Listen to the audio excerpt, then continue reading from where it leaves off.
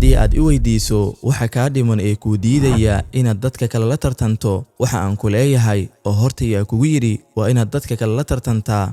Noloshu waa hayaan ee ma ahan tartan saaxiib, ee ku raaxayso oo hawrogin goob dagaal.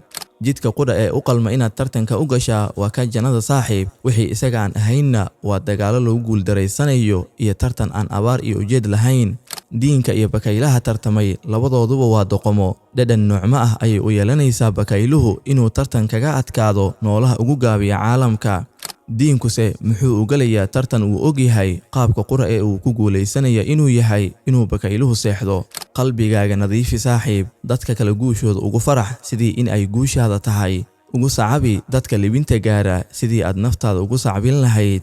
ku farax heshiiska faa'iidada leh ee uu ganacsado sameeyo sidii in aad heshiiskaas adigu gashay. shaqada marka uu helo dariskaaga ugu farax sidii in aad adigu heshay. in aad u fiirfiirsato waxa ay dadka kala haystaan waa leeb sumaysan oo qalbigaagu ku dhacaysa ka hor inta aanay dadka kala haleelin.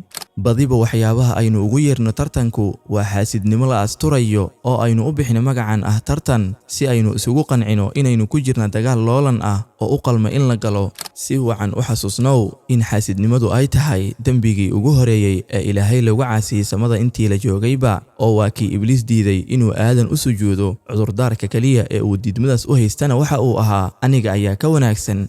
xaasidnimadu sidoo kale waa dembigii koowaad ee Ilaahay lagu caasiyay markii dhulka la yimi. Qaabiil walaalkiisa Haabiil waxa uu u dilay gabadhiisa ka qurux badan darteeda.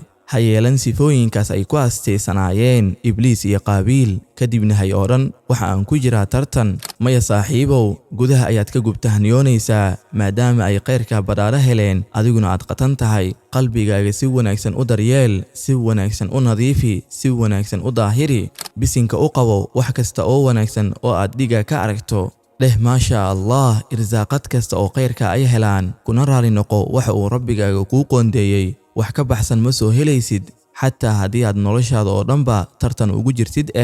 waa walaalkiina Cabdixakiin Axmed oo idinla doonaya guusha labada daarood. wassalaamu calaykum waraxmatullaahi wabarakaatuh.